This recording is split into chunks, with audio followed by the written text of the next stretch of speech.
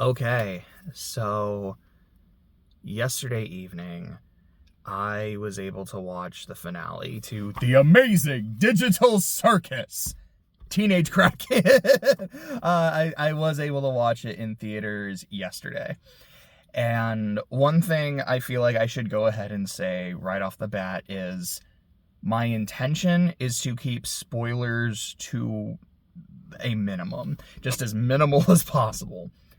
There are some scenes that I will specifically talk about. There are some scenes that I will allude to, but I will make it clear when I am doing so. And one of the scenes, it's not super important. Like, it's something that happens. I don't want to go a lot into the specifics of like what leads into that, what causes that scene to happen, what leads into that scene happening. One of them was also shown off a bit in the trailers, so I feel like I can talk about it a bit, but I still want to keep the specifics to a minimum. Part of that is, yeah, like, people haven't all watched it yet, and I don't want to just throw spoilers out there. Not that I think a lot of people are coming to watch my video. But also, when the movie started, there were a couple things included that I don't know if they're going to be included online. One was a recap by Kane about, because this is also episode 8 and episode 9. It's like, let me give you a recap for episodes 1 through 7 that I thought was like, it was a nice refresher, though I had already kind of refreshed myself. I'll talk about that in a second. But it was a nice little refresher, and there were some bits I found fun or entertaining. There was one where Kane talks about episode 7. He's like, yo, for no reason whatsoever, I decided to give them this adventure. But rewatch, I guess I'll talk about my refresher now, is on Tuesday, I had rewatched most of the episodes. I skipped episodes 4 and 5. That was not because I was like, I don't need to watch these episodes suck or anything. I really, episode 4 in particular, I absolutely love. But I was in the middle of having to do some work. I essentially had to take a call, and the people I was watching with, I was like, hey, you guys can go ahead and continue. So, like, I was right at the end of episode 3, and when I was done with the call, we had just started episode 6. I think I walked in and this is a loaded gun. I was like, all right, I'm sorry I missed those 2 episodes, but at least I'm at my favorite. Because it's probably still episode 6. But, sorry, my point is, there's a moment in that episode where after Kane's like, all right, fine, just use the sights, don't have fun, and he's in his feelings. That's when he's looking at that picture of, like, the computer and the real world, and in hindsight, I'm like, okay, this is when Kane decided to do that adventure. And while in episode 8, he's like, like, this is an adventure they wanted, and so I gave it to them, making it sound like it was for benign purposes. Like, no, he was being a malicious asshole. He was 100% being a malicious asshole. And I thought that was kind of fun. The other thing that happens before the movie is we get my favorite character in the show, the nasty-ass fish from episode 7, who gives this little monologue. And a big part of that monologue is just kind of saying, hey, please don't spoil this for people. Don't just throw spoilers online, man. Like, people are waiting to see it, and some people just haven't had a chance to see it in theaters yet. Other people aren't gonna have that chance. Please don't spoil this. And then after he leaves, there's also a message just like, y'all, please don't spoil this before it comes out in 2 weeks. So I feel like I would feel bad if I was just like, all right, everybody, this is what happens. Even if I gave all right, full spoilers, blah, blah, blah, blah, blah. Like, I think I could, but I would rather not do so. I will say, as much as I really, really did not get into Mr. Fish during episode 7, I did think his appearance here was actually really funny. It's like, as this monologue goes on, I'm like, okay, I'm trying not to burst out laughing in the middle of this theater, but this is pretty good. Excuse me. But like I did say, I rewatched most of the show earlier this week to kind of prepare for the finale and kind of get into the headspace. And there's a few things I want to say about that. Number one is, in the first episode, when Pomni goes out into the void and then Kane's like, gasp, someone might be spoiled, and then like takes her back out. I remember thinking to myself, okay, that still hasn't come back yet. I'm going to assume this shows up in the finale. If you're trying to avoid spoilers and we still haven't seen it in the other 7 episodes in between, it's got to be in the finale. And I will say it does. I will not go into what role it plays or like who is there, why they're there. But there is some time spent in the void, so I'm glad to at least see that it came back. There was this recurring thing throughout the series regarding the number 57, where at least in the first 4 episodes, and it might have shown up in the other ones as well, and I just didn't catch it, but you'll just see someone will like bring it up at a random point, like, oh, there's 57 blah, or like, I can't think of a lot of examples, but in episode 4, I specifically remember when someone gives an order, I think it's Orbs Man, and then Pomni's like, okay, that's a number 57.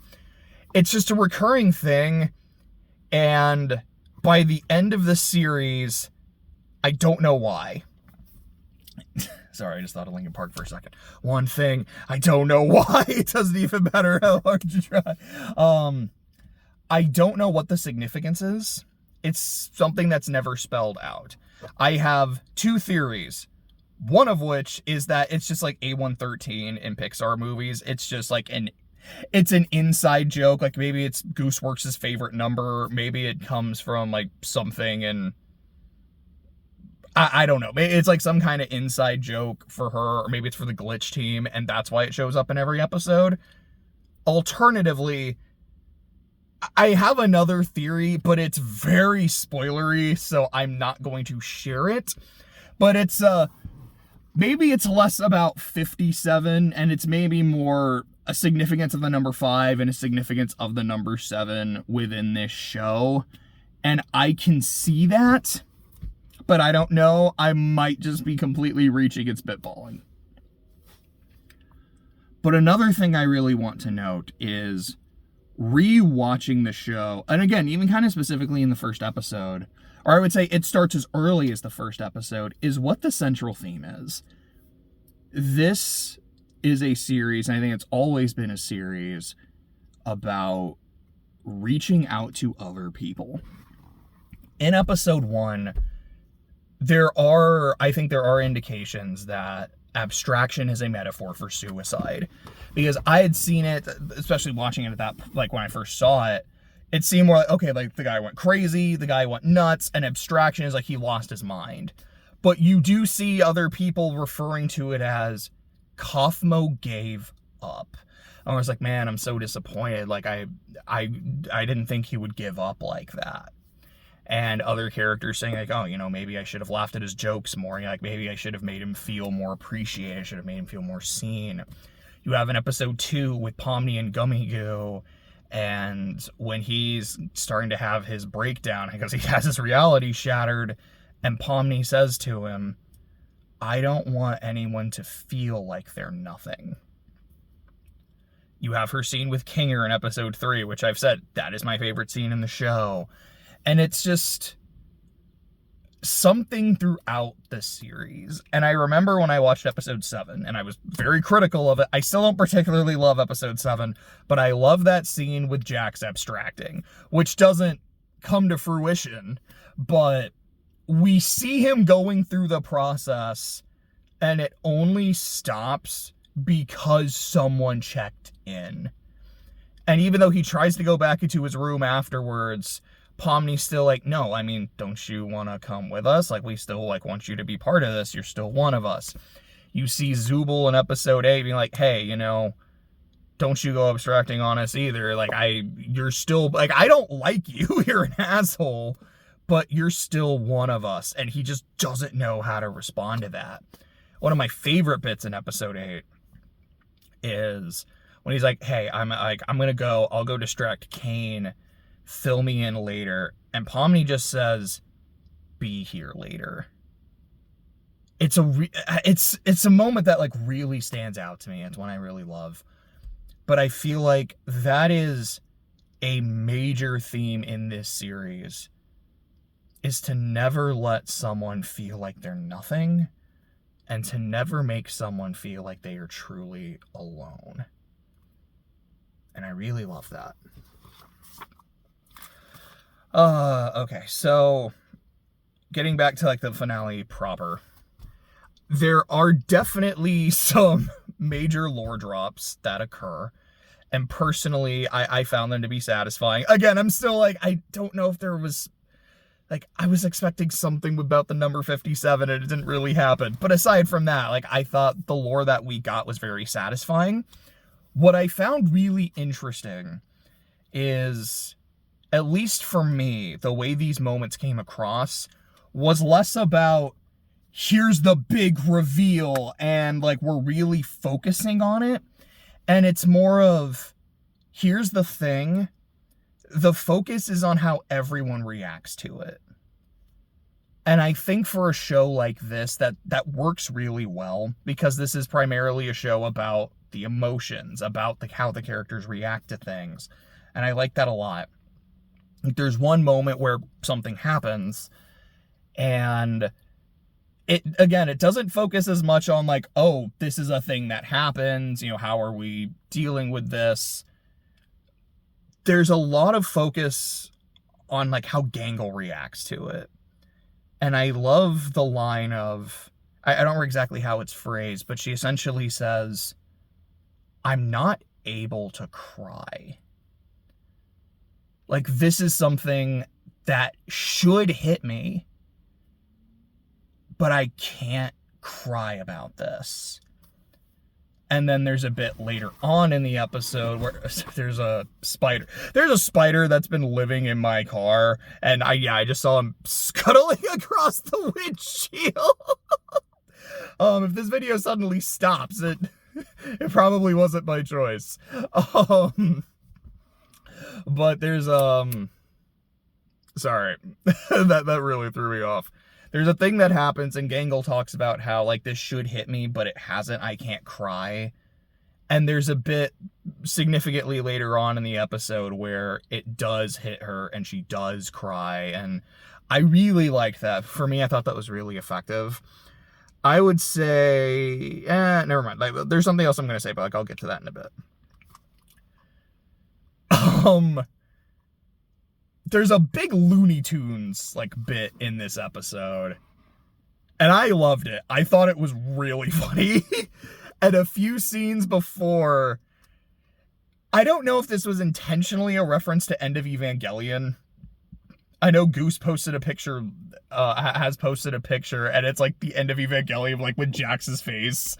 And I'm like, okay, that makes me think more that this was an intentional reference, but oh man, I was not expecting this End of Evangelion reference. Holy shit. I thought that was kind of neat. I wouldn't say it's a fun scene, but I thought it was a neat reference.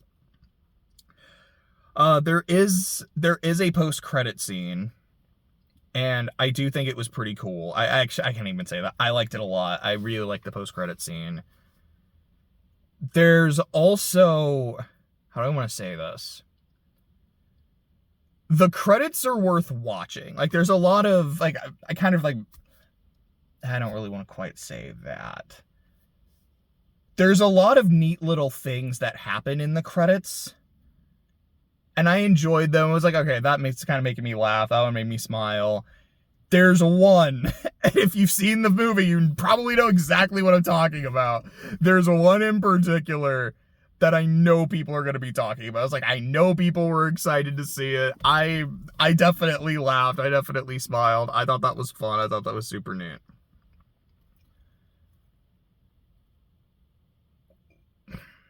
Going into the finale, because I was completely unspoiled, I made sure to avoid spoilers like the freaking plague. My expectation was something akin to the finale of The Good Place, where it was about, here's our cast, this is the situation that we're in, and everyone making the best of it, until they say, "I'm ready to go." And I will say that's not quite what this episode was. Again, it was a lot about making the best of your situation, about, like, how do we deal with this? But it wasn't like this slow countdown of, okay, now we've lost this person, now we've lost this person, now we've lost this person, and now it's just like 1 to 2 left. I think it's okay for me to say what it wasn't without trying to say what it was. Okay, now I feel like I do have to talk about a couple specific scenes. Number 1.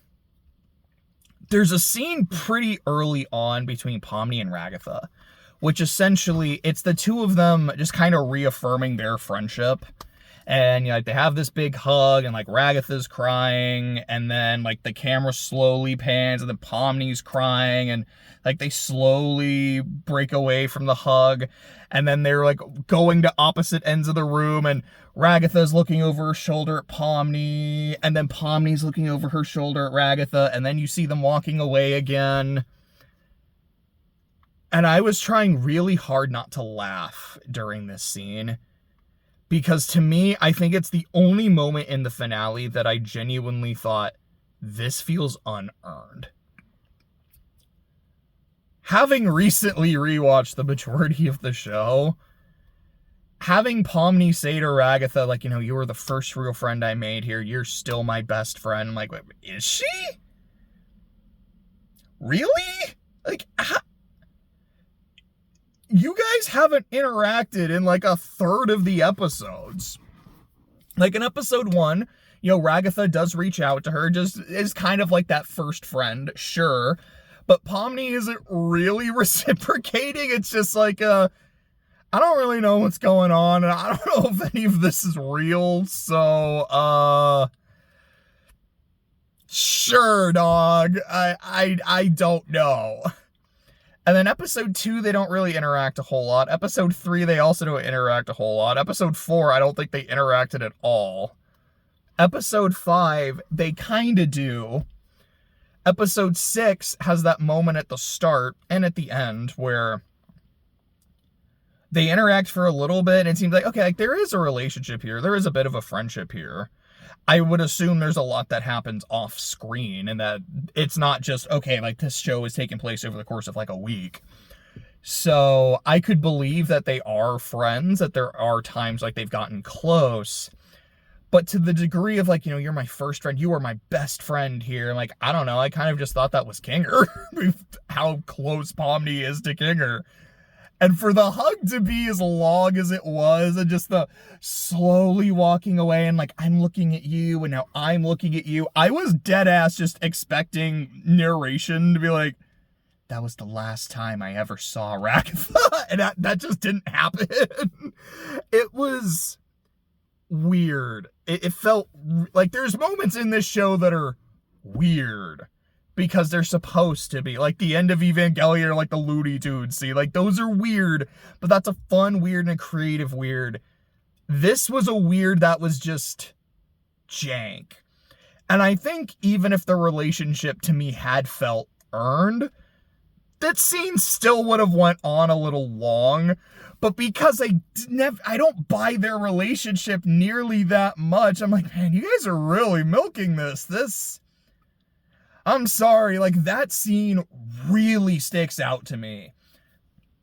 But I think it's kind of a good thing, because if I can say this scene sticks out because of how much it didn't work, the inverse is most of the rest of the episode, I think, worked really, really well, and that's why this one moment really sticks out. The other thing I want to talk about is Ribbit. Without going deep into spoilers, that's where it gets kind of weird. But in the trailer for this episode, there is this moment of someone looking at Ribbit. And my interpretation when I saw that trailer was like, okay, Jax is going to share his backstory, and we're going to see that relationship with Ribbit from his perspective. So I think it's okay to say that happens without getting into the specifics of the relationship. Oh boy. So yes, Jax does share his backstory with Pomni, and we do see this relationship with Ribbit unfolding from his perspective. And before I had watched the episode, because again, I didn't know specifically what was going to happen, I had thought a lot about BoJack Horseman, and this moment near the end of the first season, where BoJack, I think he's at the Ghostwriter convention, and he's talking to Diane, and he's asking, I don't want to say in front of all these people, it was the Ghostwriter convention, I think there was like 10, including the Ghostwriters, but he's asking her in front of other people, I need you to tell me that I'm a good person. And she doesn't. She can't. And then I think in the next episode, they talk about it. And she says essentially, you know, you like to think that you're a good person deep down, BoJack, but I don't believe in deep down. I believe a person is who they are on a regular basis, on a day-to-day basis. Like, maybe there can still be some good in someone, like, people are capable of that. But the further you have to excavate to get to the goodness, the harder it is to say that someone is a good person. And BoJack Horseman, to me, is fundamentally a show. How do I want to say this? I don't know if I'd quite say it's about responsibility, but I think how I want to say it, one of the major themes of BoJack Horseman is, no matter how tragic you are, no matter how tragic your life is, that doesn't give you carte blanche to be a terrible fucking person. People may have treated you terribly. There may have been a lot of healing you needed to do, maybe a lot of healing you still need to do. That does not justify continuing that cycle of abuse. That doesn't justify making other people feel bad. It doesn't justify being an asshole to others. And it was something I thought about before watching this finale, because I didn't know what we were going to see. And seeing Jax and his life and his relationship with Ribbit, I definitely thought about BoJack Horseman.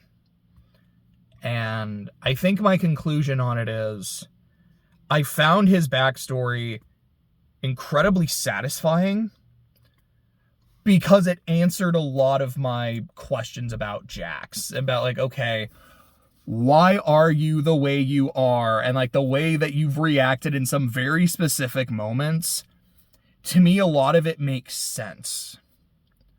I think there's a lot of tragedy in Jax, and I think Drax is a very different person from Jax.